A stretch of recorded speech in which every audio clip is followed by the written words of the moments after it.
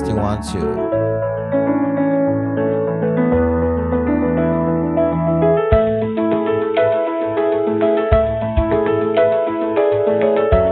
Coba suara 1 2 3 testing one two.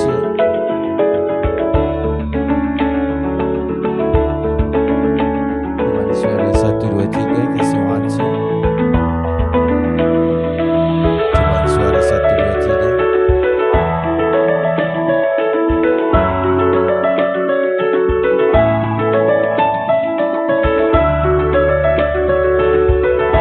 Coba suara 1 2 3 testing one two. Coba suara 1 2 3.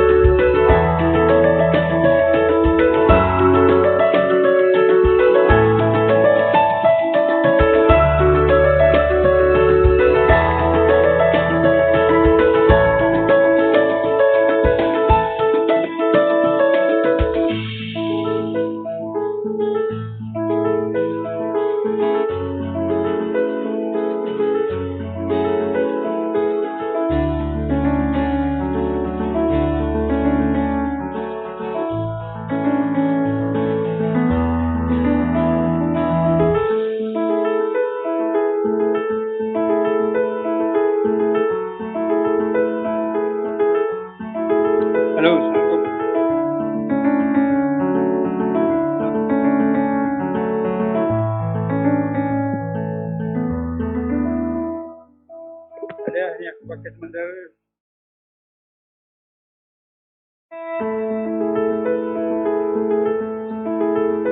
Sementara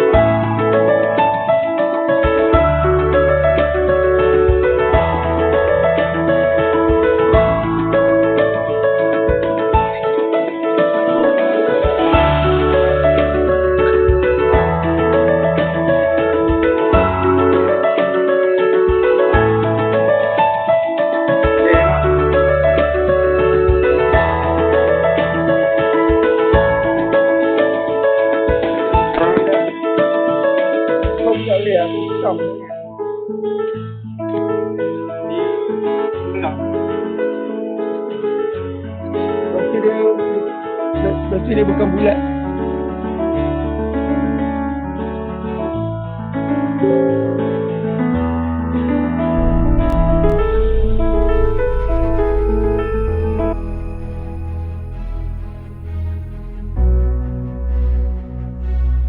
Baju kau tu dia kusam, lepas tu dia bukan bulat, dia kusam kecil. Asal aku di gambar kau tak boleh duduk sebelah. Di atas bawah tak kerja. Kau pergi di atas bawah. Okay.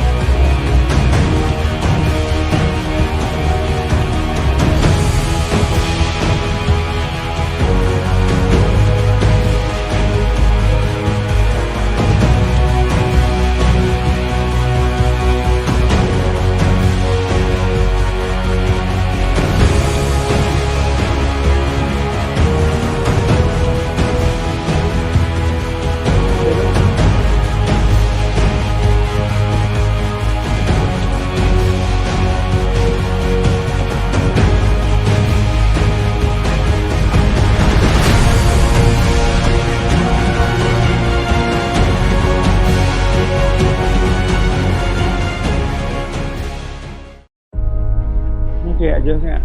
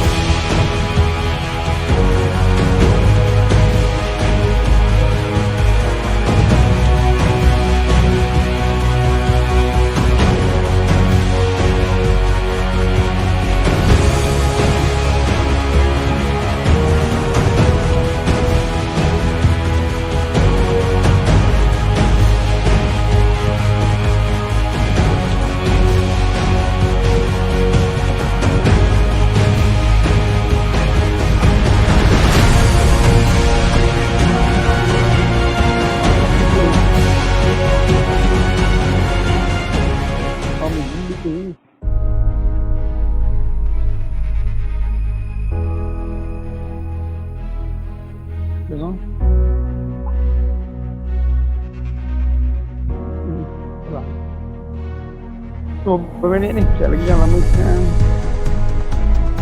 Kali pertama ni pun jangan bantai ni.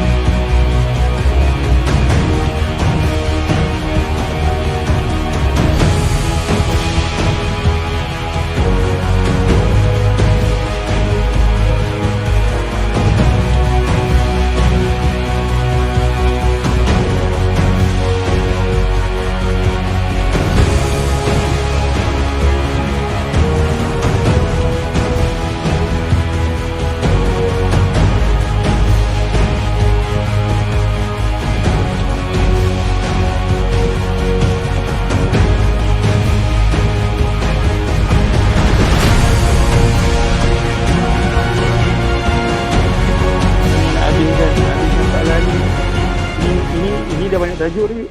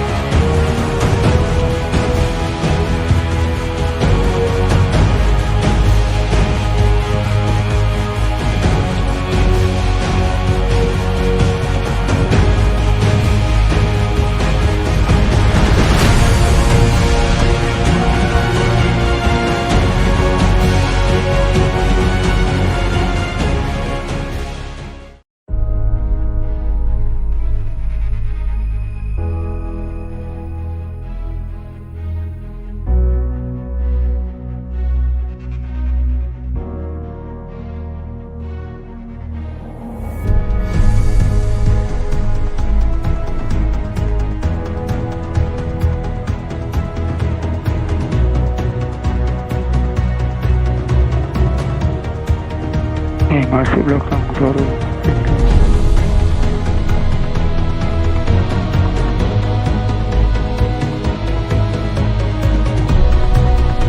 Suara belakang masuk.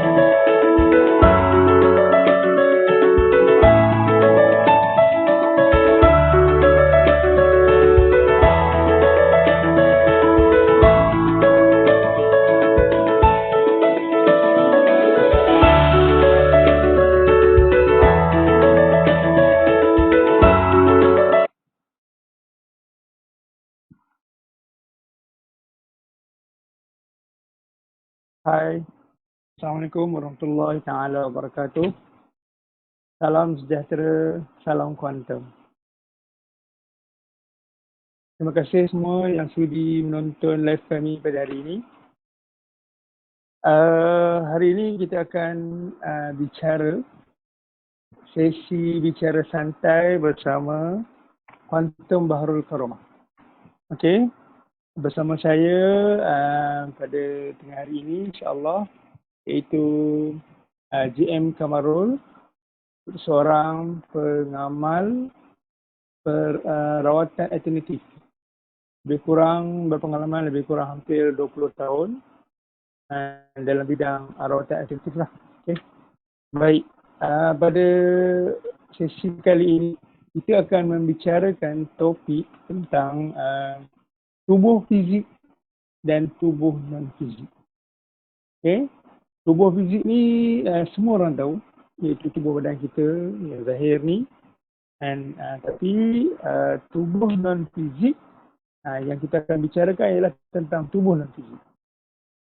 Okey, untuk kita mengupas lebih lanjut, lebih mendalam mengenai tubuh non-fizik ni, kita menjemput GM Kamarul untuk bersama kita untuk berkongsi tentang tubuh non-fizik. So dengan segala hormatnya kita menjemput GM. Okey, silakan GM kita. Baik, terima kasih Ustaz Khairul. Assalamualaikum. Apa khabar Ustaz? Waalaikumsalam warahmatullahi wabarakatuh. Ya Ustaz Alhamdulillah bil khair. Ya Ustaz, okey kepada penonton-penonton live kita pada hari ini. Okey, untuk makluman kita ini adalah live yang pertama yang kita buat julung-julung kalinya. Okey, insya-Allah, dan selepas ini jika ada sambutan ataupun ramai yang ingin lagi mahu berkongsi dan mahu mendengar tentang ilmu non fizik. Jadi kita akan buat sesi-sesi seterusnya. Okey, baik. Tentang topik kita pada hari ini iaitu tubuh fizik dan tubuh non fizik. Okey, macam Ustaz Khairul tadi ada terangkan tentang tubuh fizik. Okey, tubuh fizik yang seperti kita sedia maklum, tubuh yang zahir, tubuh yang kita nampak, tubuh yang kita rasa. Okey, contoh tangan, kaki, badan dan sebagainya. Okey, baik, apa sebenarnya tubuh non fizik? Mungkin ada yang baru dengar, mungkin juga yang ada yang dah tahu, mungkin diorang pun ada belajar juga. Okey, tetapi hari ini kita akan bincang tentang topik ini, apa itu tubuh non fizik. Baik, tubuh non fizik ini biasanya kan orang-orang yang belajar tentang ilmu-ilmu aura, ilmu-ilmu kebatinan, apa lagi, ilmu-ilmu ghaib, mungkin mereka tahulah tentang tubuh non fizik ni. Tapi dalam perkataan yang berbeza. Ada yang kata tubuh gaib lah, ada yang kata tubuh apa lagi? Tubuh batin, dan macam-macam lagi lah istilah dia. Okey.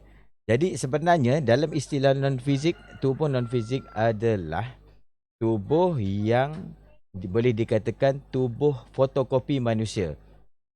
Okey, maksudnya macam mana? Okey, setiap manusia dia ada tubuh zahir, okey, dan satu lagi tubuh yang dipanggil fotokopi. Maksudnya tubuh tu sama je dengan tubuh zahir, sama, ada badan, ada kaki, tetapi dia punya anggota dia terdiri daripada cakra. Okey. Mungkin ada yang pertama kali dengar apa itu cakra. Kan mungkin juga ada yang biasa dengar tentang cakra, aura dan sebagainya. Baik, hari ini saya detailkan apa itu cakra. Okey, cakra adalah titik ataupun point ataupun pintu penyerapan energi yang hidup ataupun energi alam semula jadi.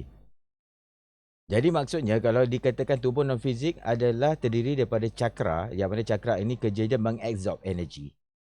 Okay, mengabsorb energi daripada alam semula jadi dan juga energi-energi yang hidup. Okay, contohnya ada pengamal-pengamal rawatan alternatif yang dia memang faham dan mempraktikkan tentang energi apa semua. Kan? Orang-orang ini boleh mentransfer. Jadi itu yang dikatakan energi hidup. Okey, yang mana energi alami, energi semula jadi itu adalah energi daripada alam. Contohnya kalau kita biasa pergi ke tempat yang tenang, automatically kita rasa tenangnya, badan kita relax, hilang lenguh-lenguh semua. Okey. Okay, termasuk juga kalau kita tengok macam mana bukti kehadiran tubuh non fizik ni. Okey, contoh bila kita stres ataupun kita sangat marah, automatically fizikal kita akan jadi satu perubahan. Contohnya mungkin ada setengah jantung berdetak laju. Sedangkan benda tu bukan touch fizikal tau. Maksudnya benda tu perasaan, emosi. Okey, tapi macam mana boleh jadi kepada fizikal kita, jantung laju, rasa panas badan, kadang-kadang ada setengah sampai merah muka. Jadi itulah tanda-tanda dan bukti-buktinya kehadiran ataupun wujudnya tubuh non fizik di badan kita. Okey. Itulah dia sedikit sebanyak tentang tubuh non fizik. Okey, baik James.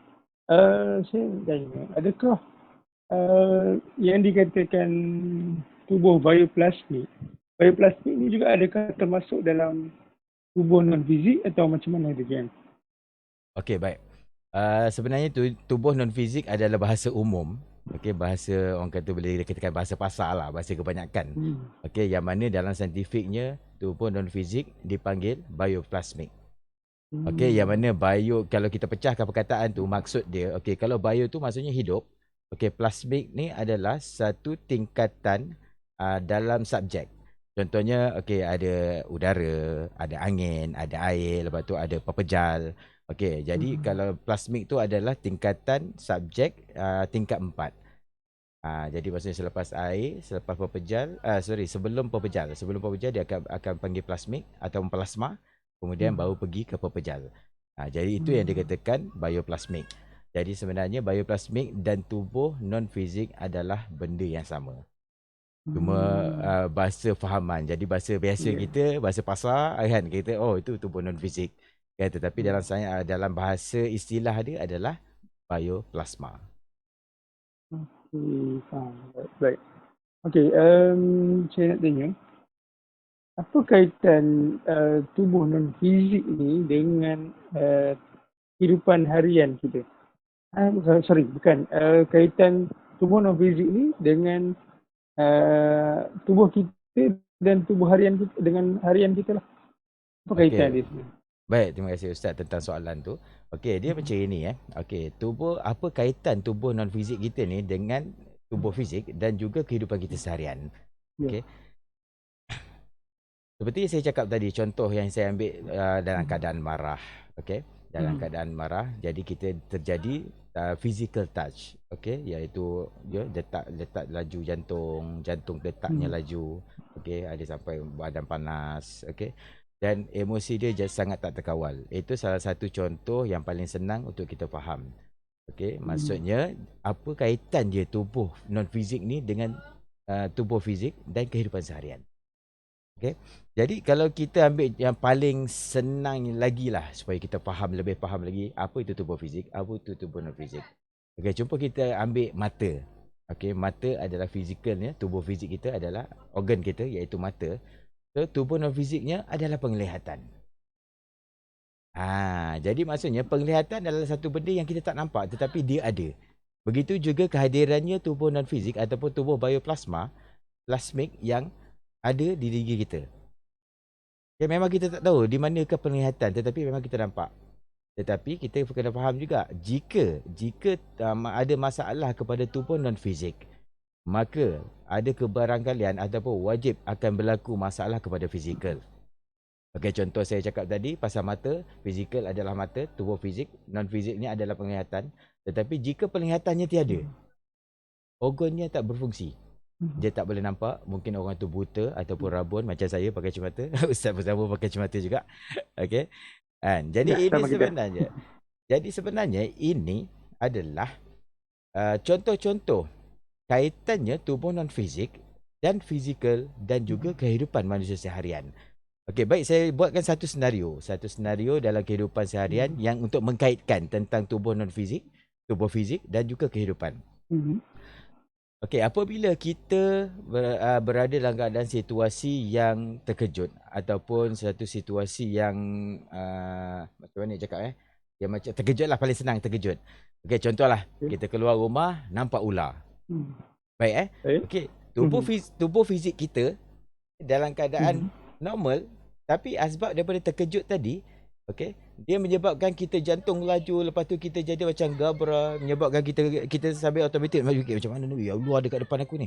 Kobra dah naik tinggi macam ni, dia nak patuk aku ni macam mana. Dia dah macam-macam dia dah fikir. Okey, nampak tak? Jadi di situ kan tindakan fizikal yang berlaku adalah oleh kerana kan tindakan non fizik yang ada di dalam badan dia dan berkomunikasi dengan persekitaran. Baik.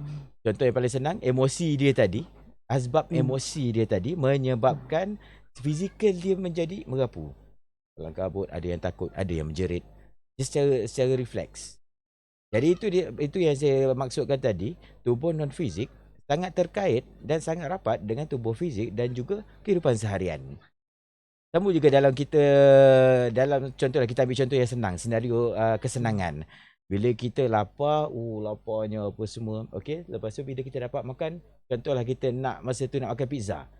Okey, sampai je pizza kita jadi gelojoh. Sedangkan secara zahiriah, secara normalnya, kita adalah manusia yang sangat tenang, cool. Tetapi oleh kerana terlampau lapar kan, dan sehingga kehendak dia sampai, dia dah jadi bukan diri dia.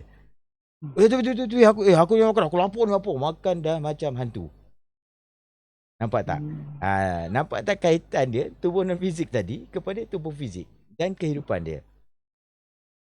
Yang mana tubuh non fizik ni jika ada masalah, automatically fizikal akan ada masalah dan automatically dia punya persekitaran dan kehidupan dia pun akan ada masalah.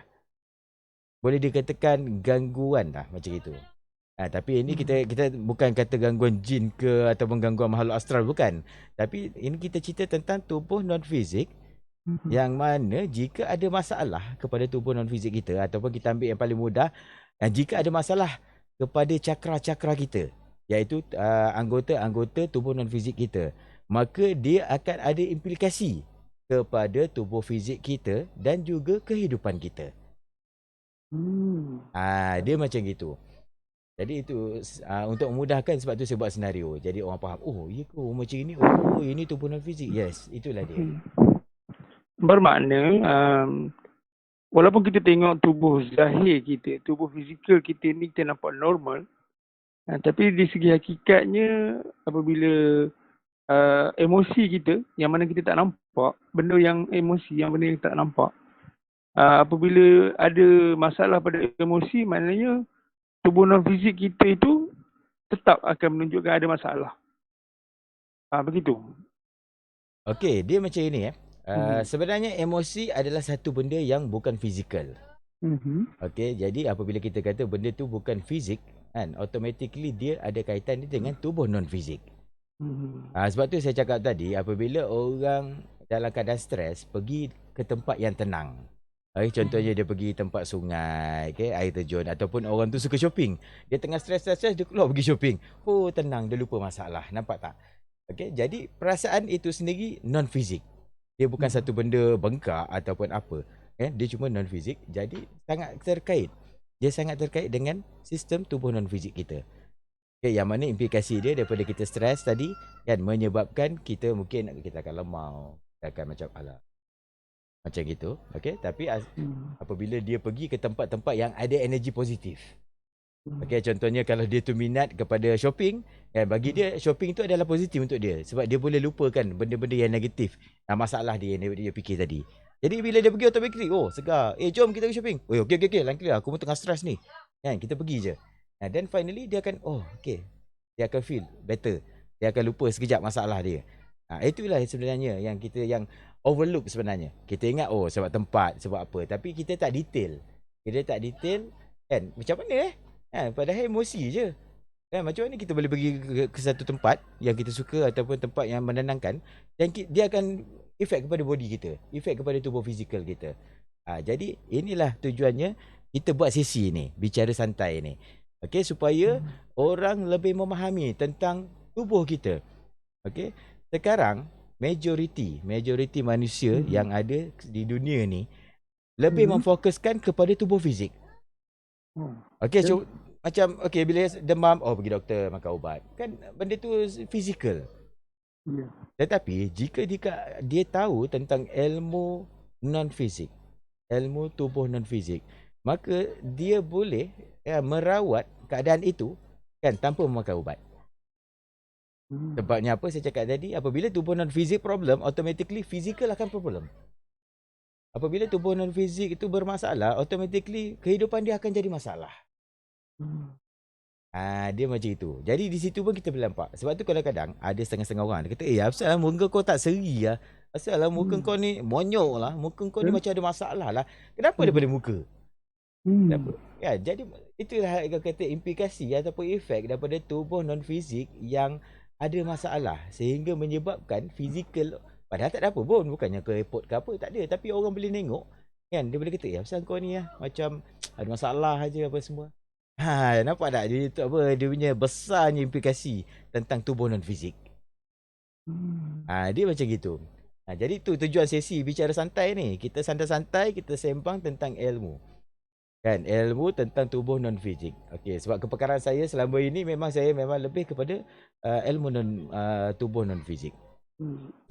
Jadi satu lagi, ada orang banyak silap dan salah faham. Tubuh non-fizik dan tubuh gaib ataupun tubuh batin adalah dua perkara yang berbeza. Okey, dua perkara berbeza. Okey, maksudnya apa yang berbeza? Pertama dari segi perkataannya, tubuh gaib ataupun tubuh batin dan tubuh non-fizik. Okey, dan yang kedua dari segi fahaman dia. Ada setengah-setengah orang yang mana belajar tentang aura ataupun mungkin dia orang belajar tenaga batin, tenaga dalam. Okey. Ada persepsi dia orang yang mengatakan tubuh non-fizik ataupun tubuh batin adalah roh.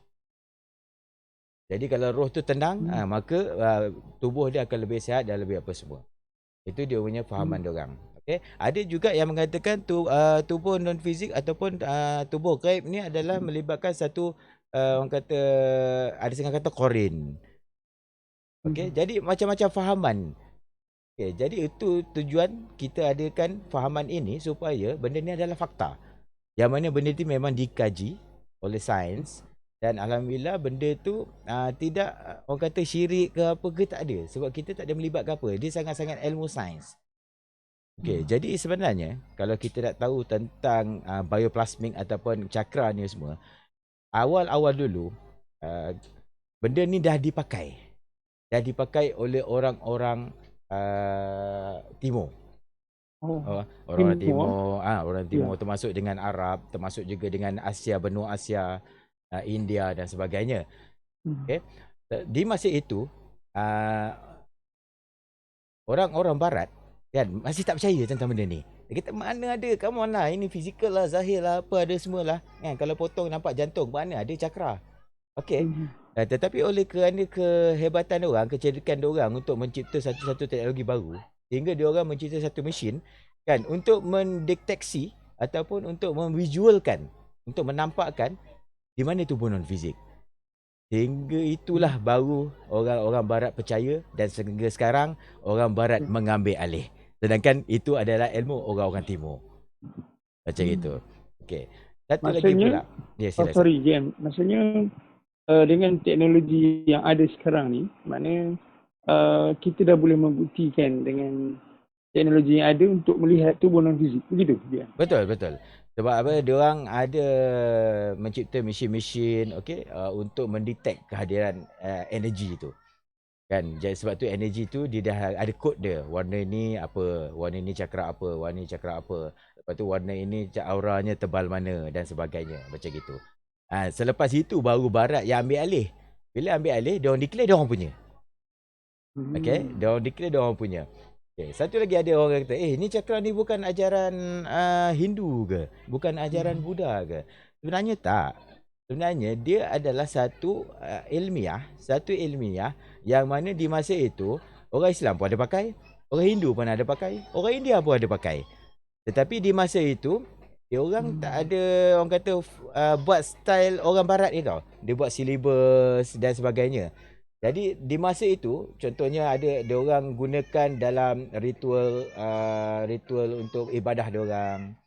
Okey, dia orang gunakan dalam ilmu kebatinan.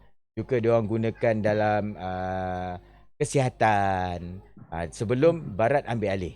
Tetapi apabila Barat ambil alih, dia terus declare. Dia kata, ini aku punya ilmu. Kan, aku ada mesin, aku buktikan benda ni ada. Sedangkan kita dah pakai lama dah sebelum tu. Dia cuma ciplak, lepas tu dia rebranding jadi nama dia. Itu sebenarnya. Jadi sebenarnya kalau kita tengok pun dari segi ilmiahnya pun, dia tak ada unsur-unsur syirik, unsur-unsur apa tak ada. Dan malah ada bukti-bukti fakta yang boleh kita buat. Kan, contoh yang saya tu cakap paling senang tadi lah.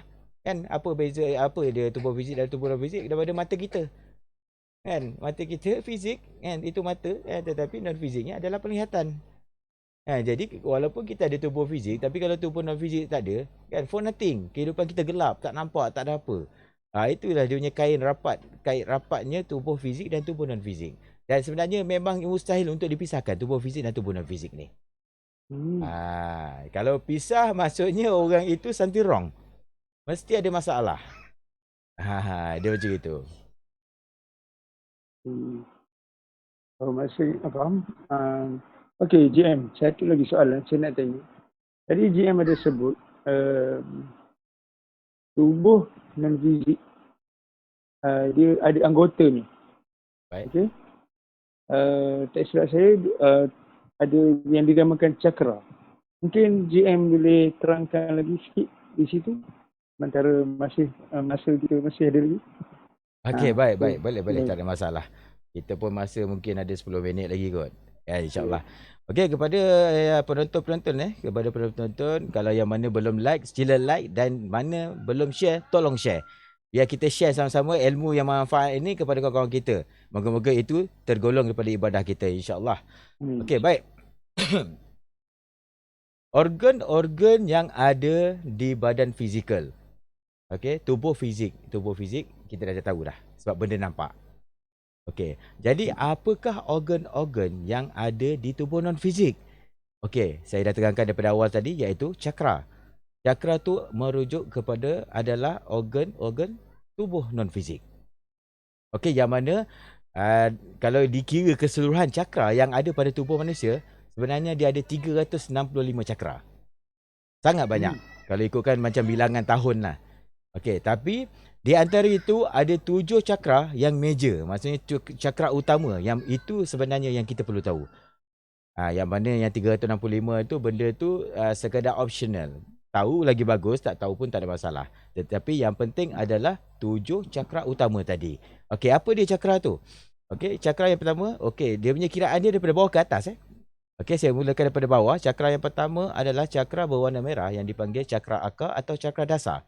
Okey, yang mana dia mengawal daripada tulang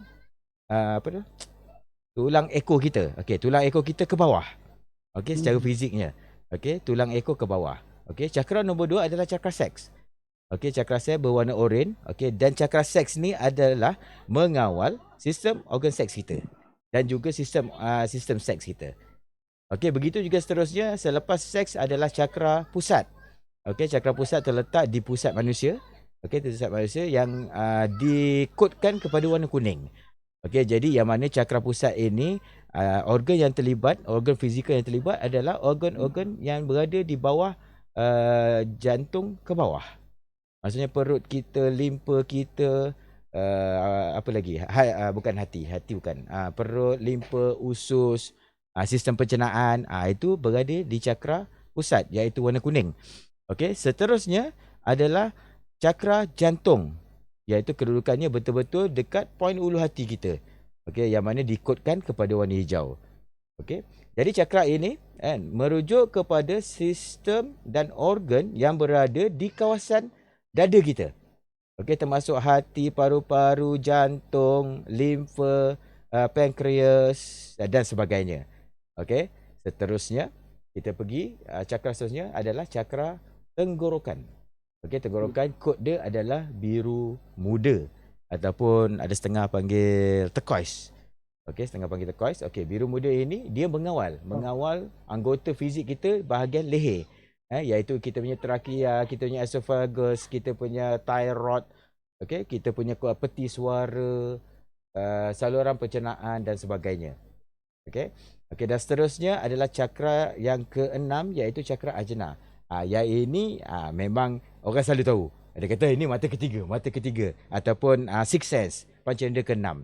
Okey, dan sebenarnya ajna ini adalah secara fiziknya mengawal di kawasan kita punya dahi ni. Maksudnya mata, hidung, telinga. Okey, sini adalah kawalan. Dia punya territory, wilayah dia. Okey, dan yang terakhir Wilayah takluk dia. ya, betul. Dan yang terakhir adalah cakra mahkota yang berada di ubun-ubun kepala. Yang mana kod dia adalah warna ungu. Okey. Jadi kalau kita tengok posisi dia pun dah dekat ubun-ubun. Jadi anggota fizik yang kita nampak otak. Nampak tak? Jadi itulah dia sedikit sebanyak secara asasnya tentang cakra ataupun organ-organ tubuh non fizik. Boleh faham ya? Okey. So maksudnya setiap tubuh fizikal juga mempunyai organ-organ dia. Tubuh non fizik juga ada organ-organ dia.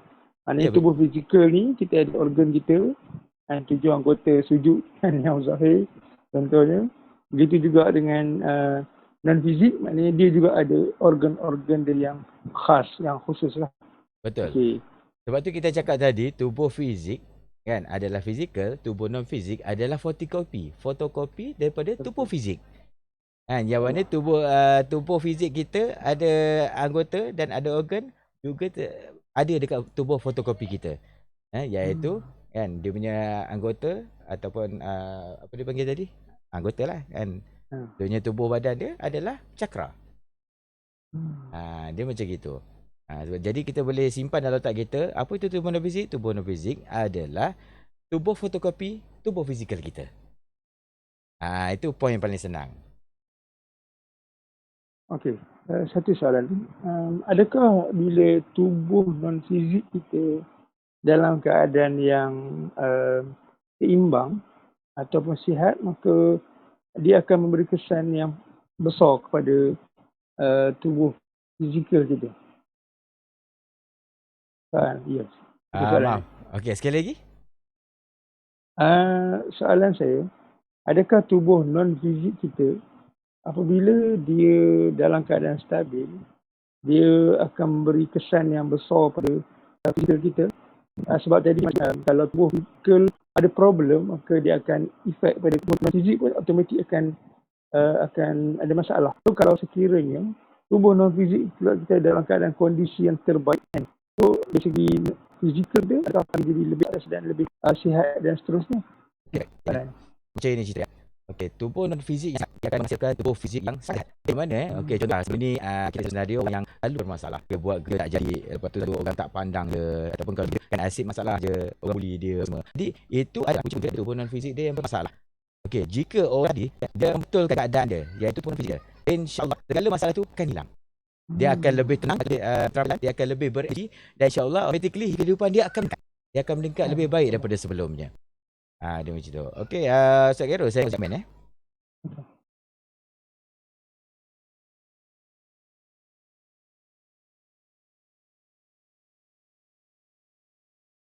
Okey, ini ada Hamid dia ada komen.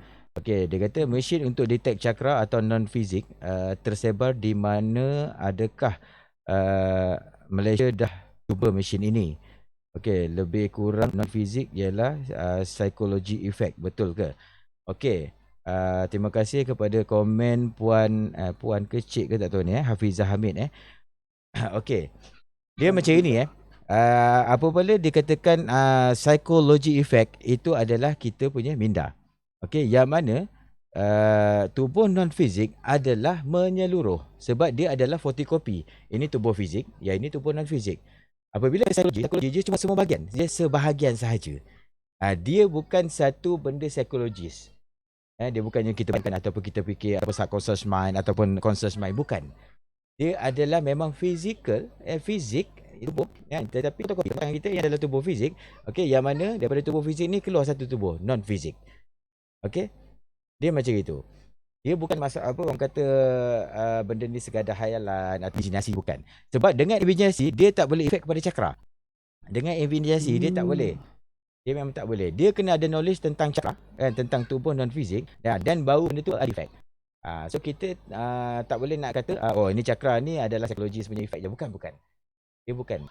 Walaupun sebenarnya kebanyakan kita dengar tentang hipnosis apa semua. Sebenarnya hipnosis itu dari segi teori dia memang dia main sekejap. Tetapi dalam masa yang sama dia berinteraksi dengan semua cakra. Contohnya daripada suara dia. Okey, mereka kita tengok okey sekarang anda akan semakin relax, anda semakin tenang. Nampak itu adalah sebab dia berinteraksi dengan cakra-cakra yang itu. Sehingga menyebabkan orang yang dengar dia punya saranan tu tersugesti. Ikut saranan dia dan dia rasa tenang. Itu sebenarnya. Itu dia punya sistem dan cara benda tu okey, itu daripada komen. Terima kasih Puan Hafizah Hamid tentang komen dan soalan tu. Okey, silakan Ustaz. Ada lagi soalan Ustaz? Nampaknya kita macam dah round out kita punya time ni. Masih beri ya. Betul. Okey. Rasanya soalan ada lagi tapi tak apa kot. Memandangkan masa kita dah cukup. Jadi saya rasa cukup dulu untuk sendiri. InsyaAllah kita akan sambung lagi untuk sesi akan datang. Okey. Boleh. Tak nak. Okey. InsyaAllah sesi live ini kita ada buat recording. Jadi esok kita akan live hari ini di YouTube channel Bahrul Karamah TV. Jadi kalau kata hari ni ada kawan yang terpaksa apa semua, kita boleh tengok lagi di YouTube. Okey, di channel Bahrul Karamah TV. Okey. Terima kasih kepada Ustaz kerana sudi jadi host secara santai kita. Dan terima kasih kepada soalan diberikan. Terima kasih. Saya pun juga sebagai host mengucapkan terima kasihlah kepada GM kongsi maklumat, kongsi ilmu pada hari ini. Dan semoga dengan apa yang kita perkongsian ini menambahkan lagi ilmu kita dan menambahkan manfaat dalam kehidupan kita, insyaAllah. Jadi saya jangan lupa semua yang menonton ni kita like dan share dan sampaikan lagi pada kawan-kawan kita. Dan dengan itu saya rasa kita sesi santai, bicara santai saya akhiri dengan wabillahi taufik wal hidayah. Assalamualaikum warahmatullahi taala wabarakatuh. Jangan lupa stay at home. Okey.